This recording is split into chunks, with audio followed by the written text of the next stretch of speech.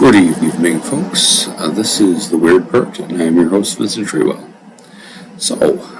It's been a fascinating week. Had a chance to get out and do some actual boots-on-the-ground investigation. Steven Snider, aka Recluse, was generous enough to do the driving and go with me to Burlington, Wisconsin, a relatively small city that has a ton of weird history, and we got to check some of it out firsthand. We started with, I have to explain, Steven's a very high energy guy. Like, he moves fast, he talks fast, he does everything fast. I'm not exactly like that, okay? So I appreciate his patience with putting up with me on my idea of hiking, which may have been a little different than his idea of hiking. We hiked through, once we could eventually find it, we hiked through an area called the Burlington Vortex. They run tours of this. People have seen many things there. People have seen Bigfoot there. People have seen will-o'-the-wisps, orbs, apparitions, all sorts of things. It's considered an extremely haunted trail. It's, I would say, somewhere between 3 and 4 miles. And it's like you're kind of warned, be careful, you may end up in another dimension. That is the warning we received, okay? Now, we hiked this. You see, I live in Milwaukee County, and when you say trail, I'm thinking of like the Oak Leaf Trail. I expect it to be paved and flat and like kind of walking on a track. And if you get tired, you just stop. It wasn't like that. Okay? This was a real trail. Like, there wasn't even gravel. Like 100 years ago, somebody put rocks down or something. It was like at most 3 feet wide. And at some points, like there's a cliff you could totally tumble down if you weren't careful. So, I noticed that I could probably be doing a little bit more cardio work in my workouts and stuff.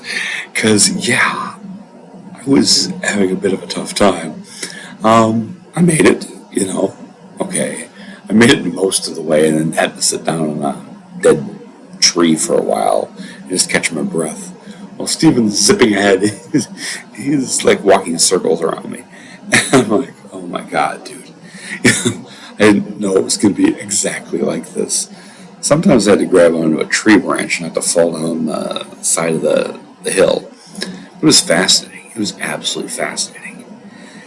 And weird things definitely happen there. I can tell you, somebody likes to go into the woods and stack stones. I don't know what that means precisely, but they definitely looked like an altar, okay? And there wasn't 1 or 2 of these, there were multiple. Also, like, we get about halfway through this, so we're in the absolute middle of nowhere. Like, and none of this is, again, none of this was really, seemed like the safest thing in the world, okay? There's no guardrails, it's not paved, there's, somebody apparently, does some upkeep, but in the middle of nowhere, we find the zip line, and at first, I didn't know what the hell it was. Stephen walked down all the way to see where it ended. I felt that my 250-some pound self should probably just sit down on a stump and wait for him to come back, because keep an eye on him, but wait for him to come back, because it was really super steep, and that zip line looked like about the most unsafe thing I've ever seen. It didn't even really look like necessarily it was set up for actually ziplining. It seemed like it might be a trap. Okay, it was crazy. It was absolutely crazy. We saw so many weird things in it. No, we didn't see anything actually paranormal. We didn't see any orbs. We didn't see Bigfoot. We didn't see the Fae folk, which are said to come out sometimes. They say little people come out sometimes. But we didn't see that. But we were there in the middle of a sunny day, too. So, take that for what it's worth. I can't imagine what it'd be like going to that place at night, other than pretty fucking wild. Pardon my French. But yeah, but we definitely saw things that indicated people go there and do ritual stuff. Saw little altars, saw rocks put in, the crotch of trees, saw rocks put in circles around trees, just stuff that seemed very strange. Basically, it screamed Blair Witch Project the entire time. And we've been warned. Now, you may end up in another dimension if you go in here, okay? It's a very strange place, and you may not come out where you went in, which was, I'll be honest, mildly terrifying, especially because we didn't see another human being the entire time we were there. We were there for a while, because I walk slow.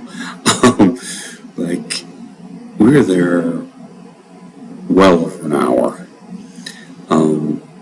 About 2 hours, I would say, walking from end to end, because it doesn't circle around. It's a straight line, and then you have to walk back. So as far as you walk in, that's how far you have to walk back. Steven made it all the way to the end.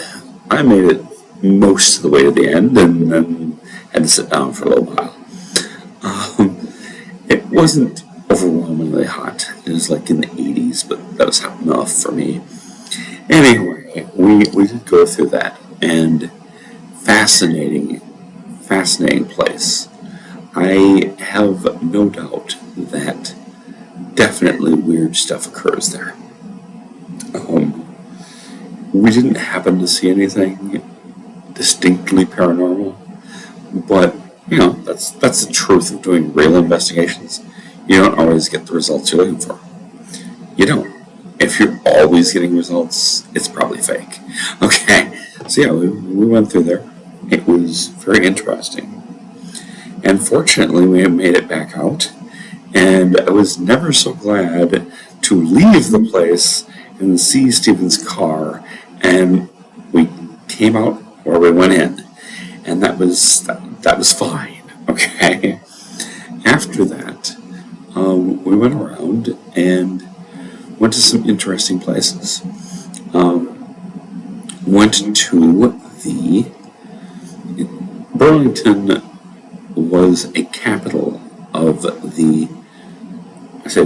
is, to the extent that it still exists, which it does, the Strangite Mormon Church, the other kind of Mormons, not the Salt Lake City LDS, and not the weird fundamentalist groups, but a much more progressive group of Mormons founded around James J. Strang, the other Mormon prophet after Joseph Smith. And he set up headquarters in Burlington, Wisconsin, specifically the village of Voree, just outside of Burlington. Well, fortunately, they have several things there. They have a functioning Strangite Mormon church,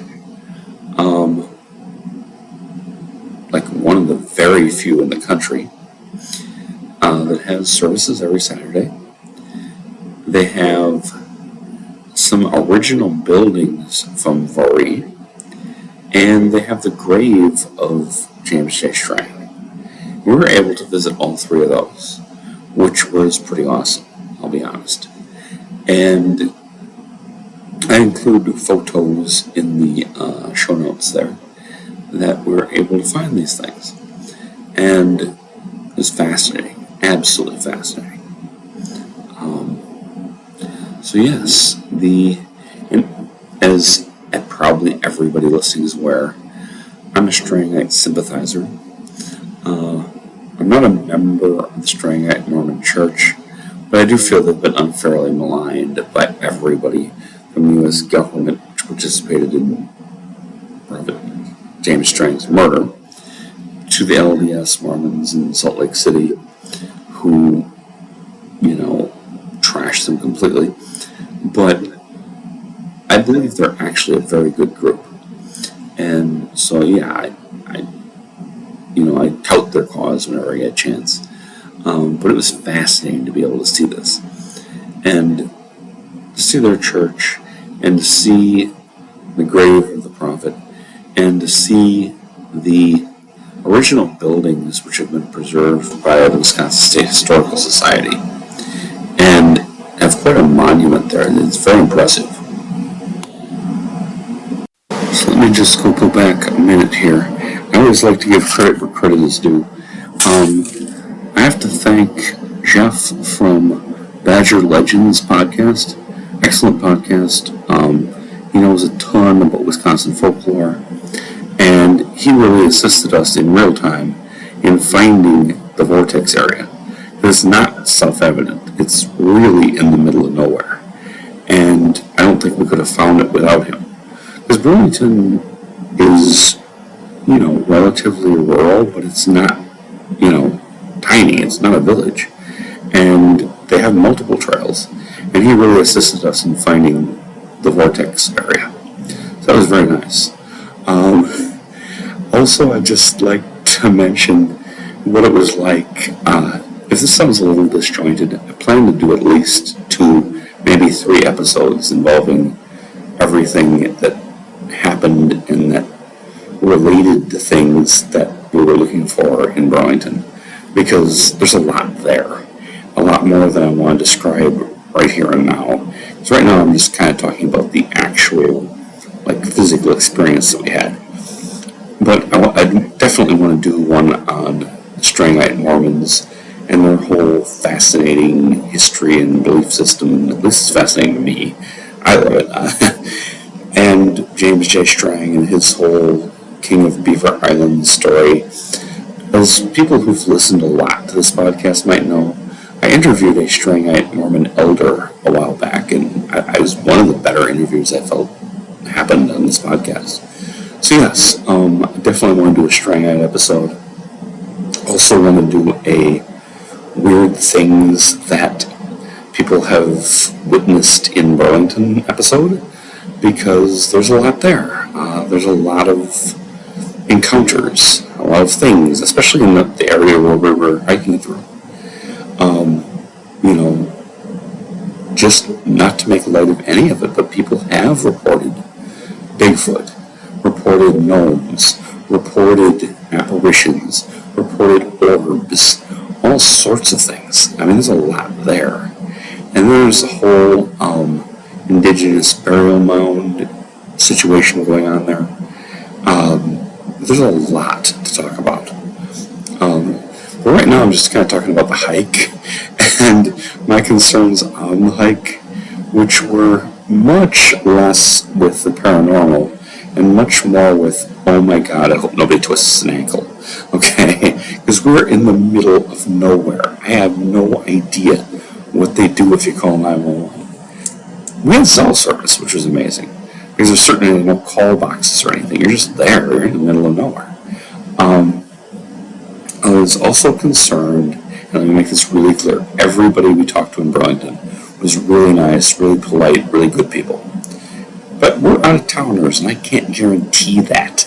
You know what I mean? I was definitely exercising my gun rights, let's say that. Because you don't know who you're going to run into on this remote trail. And we didn't see one person from end to end. And we were there about 2 hours and saw absolutely nobody. And not one other car in the parking lot, not anybody. So, you don't want to run into some bad people and get in a bad situation. But anyway, everything went fine. It went totally fine. It was great. It was very exciting. But yes, so all that happened. We did see some very interesting things, and we took a bunch of photos, and yeah, that happened. So that's kind of the update with that. Again, this probably should be a fairly brief episode where I just kind of tell people what's going on, and then I'll get to the Strangite history and to the paranormal history of Burlington. And there's more. There's the Underground Railroad. There's rum running during Prohibition. There's all sorts of things.